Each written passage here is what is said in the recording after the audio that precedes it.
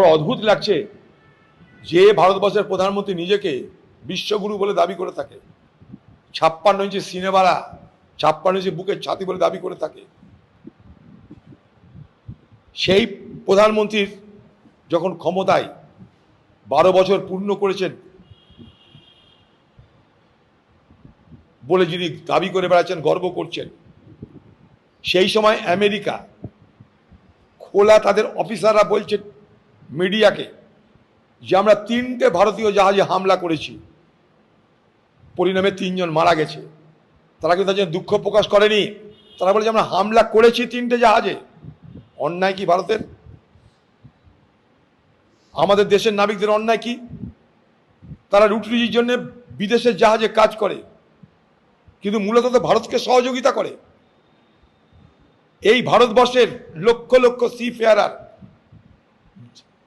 জাহাজ কর্মী আছে, যারা নাবিক, যারা স্টিভেডর, নানা রকম পর্যায়ে আছে, লক্ষ লক্ষ, তাদের রোজগার করা অর্থ আমাদের দেশের অর্থনীতিকে সহযোগিতা করে। তারা বিপদে, তারা মারা যাচ্ছে।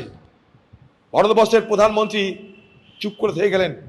আপনি পারতেন না আমেরিকার প্রেসিডেন্ট ট্রাম্পকে ফোনে কথা বলে নিন্দা প্রকাশ করতে?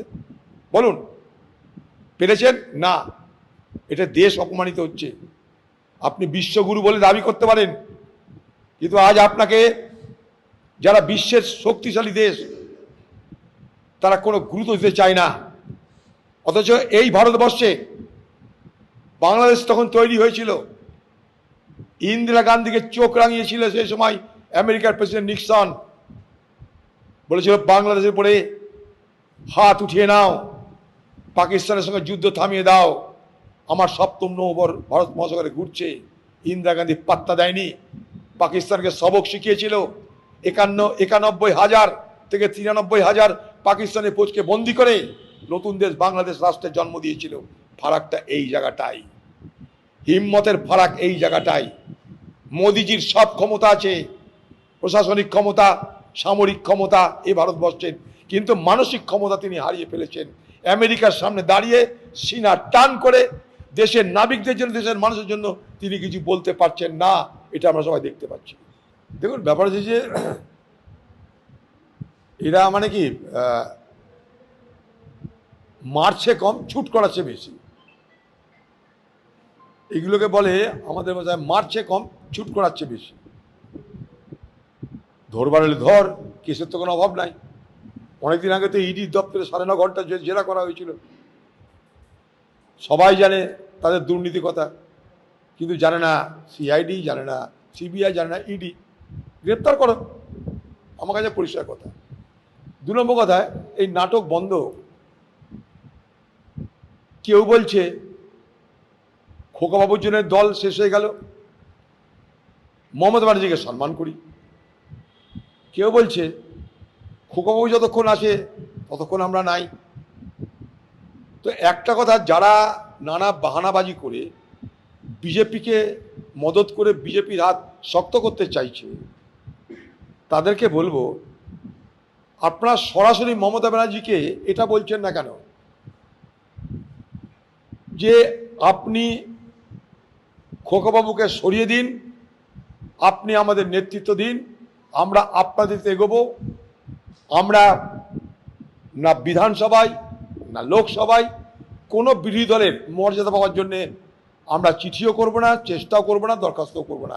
একথা কিন্তু কেউ বলছে না। মজার জিনিস দেখুন, সবাই বলছে খোকাবাবুর জন্যে তাদের মানিজ্যত গেছে, খোকাবাবুর জন্য তারা হেরেছে, কিন্তু একথা বলছে না তারা যে মমতা ব্যানার্জির নেতৃত্ব দিক, খোকাবাবুকে সরিয়ে দিক। আমরা সবাই মমতা ব্যানার্জির অধীনে রাজনীতি করতে চাই এবং বিধানসভা লোকসভা সব জায়গাতেই আমরা যা করেছি সেখান থেকে ফিরে, সেখান থেকে বেরিয়ে আবার তৃণমূলের পার্টিতে মমতা ব্যানার্জির নেতৃত্বে চলতে চাই। একথা কিন্তু কেউ বলছে না। এই ঢপের কীর্তনটা বাংলায় বন্ধ হোক। আর এগুলো কত দিয়ে বাংলার বাকি সমস্যা দিকে কারোর নজর নাই। পানীয় জলের সংকট শুরু হয়েছে, সারের সংকট শুরু হয়েছে, মানুষের রোজগার করার ক্ষমতা কমে গেছে, বাজারে আগুন লেগে গেছে। কোনো আলোচনা আছে? খোকাবাবু কোন দিকে গেল, দিদি কোন দিকে গেল, তার দলের এমএলএ এমপিরা এক একটা মহাপুরুষ সব, তারা কোন দিকে গেল, কোন দিকে হাসছে, কোন দিকে বসছে, কোন দিকে খাচ্ছে, তাই নিয়ে আমরা সব ব্যস্ত। এই রাজ্যের সমস্যা কিছু নেই। আর কোথায় তৃণমূল কংগ্রেস মিলেছে আমি জানি না ভাই, যা জানি না আমি তো আড্ডাতে কথা বলতে পারবো না তোমাদের পেপারওয়ালাদের, তোমাদের মিডিয়াওয়ালাদের আলোচনার জন্যে।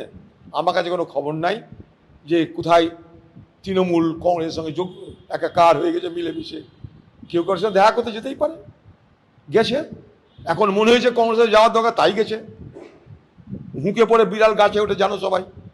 এখন হুঁকে পড়ে কংগ্রেসের কথা মনে পড়ছে, তো আমি কি করতে পারি, গেছে। ভারতবর্ষের কংগ্রেস দল, তার নেতা নেত্রী, তারা তো এখানকার নেতা নেত্রীর মতো সংকীর্ণ মনের নয়। তার আলোচনা সকলের সঙ্গে করে, তাই করেছে। এবার কে কোথায় গেছে না গেছে তাই নিয়ে আমাদের মাথা ব্যথা কোনো কারণ নেই। আমাদের পার্টি, সর্বভারতীয় পার্টি, তারা যদি কোনো সিদ্ধান্ত নেয় সেটা সরকারিভাবে সিদ্ধান্ত নেবে। সেটা গোপনে আমি আপনি জানবো আর পার্টি জানবে না, তা তো হয় না।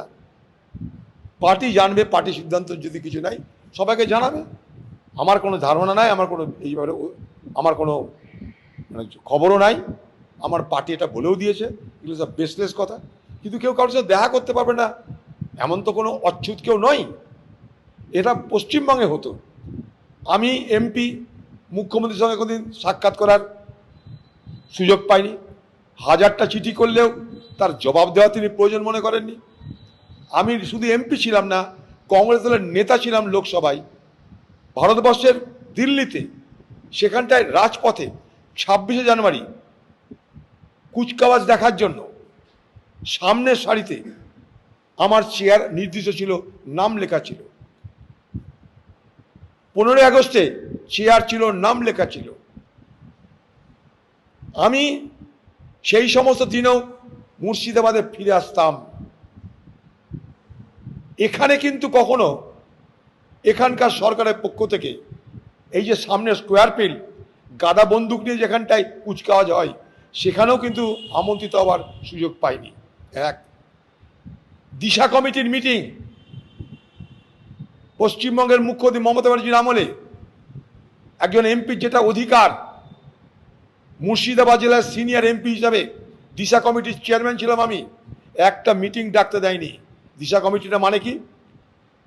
কেন্দ্রে যে সমস্ত টাকা আসে রাজ্যে, সেই টাকাগুলো বা কেন্দ্রে যে সমস্ত প্রকল্প আছে রাজ্যে, সেই প্রকল্পগুলো ঠিকমতো রূপায়িত হচ্ছে কিনা তা দেখার জন্য একটা কমিটি। এই কমিটির সেক্রেটারি হচ্ছে মুর্শিদাবাদ জেলার এবং অন্যান্য জেলার নিজ নিজ জেলা অনুযায়ী সেখানকার ডিস্ট্রিক্ট ম্যাজিস্ট্রেট।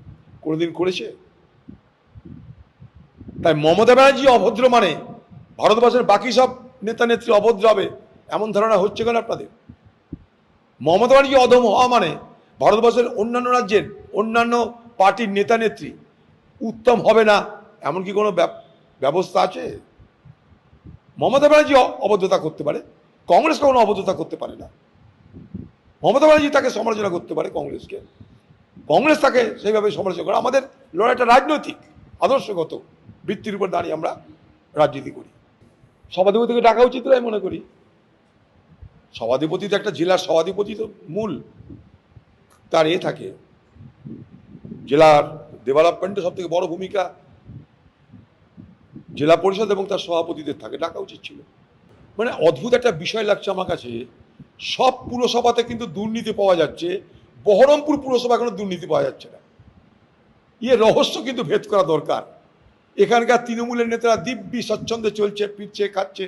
অন্য জায়গায় কাউকে হাফ প্যান্ট পরাচ্ছে, কাউকে দড়ি পরাচ্ছে।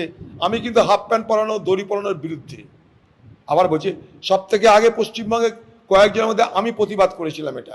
দড়ি পরানো, হাফ প্যান্ট পরিয়ে ঘুরিয়ে বেড়ানো, এটা অন্যায়, এটা গণতন্ত্রের বিরুদ্ধে। কিন্তু অভিযোগের ক্ষেত্রে সারা পশ্চিমবঙ্গের সব পৌরসভায় অভিযোগ, একমাত্র বহরমপুর পৌরসভায় কোনো অভিযোগ নাই। কিন্তু এখানকার সবাই জানে যে এখানকার পৌরসভাটা চর্যবৃত্তি করে বড় হয়েছে, সবাই জানে। কিন্তু এটা বিজেপির নেতারাও জানে, আমি জানি। বিজেপির সব নেতা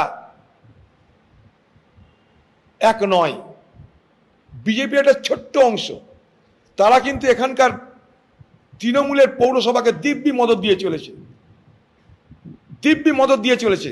আমি আবার বলছি, বহরমপুর পৌরসভার একটা ছোট্ট অংশের নেতারা যারা ক্ষমতায় এসেছে, তাদের মদতে এখানকার পৌরসভা দিব্যি তাদের পুরনো সমস্ত চৌর্যবৃত্তি, অন্যায়, দুর্নীতি সব কিছুকে ধুয়ে মুছে যেন নিশ্চিন্তে এখানটায় তারা রাজত্ব করছে। এক অদ্ভুত দৃশ্য দেখতে পাচ্ছি। যাদেরকে চাকরি কেড়ে নিয়েছিল ফেরত দেওয়া হয়নি, যাদের মাইনা বন্ধ করে দিয়েছিল তাদের মাইনা ফেরত দেওয়া হয়নি। পিছনে কে? বিজেপি পার্টির একজন দুজন নেতা।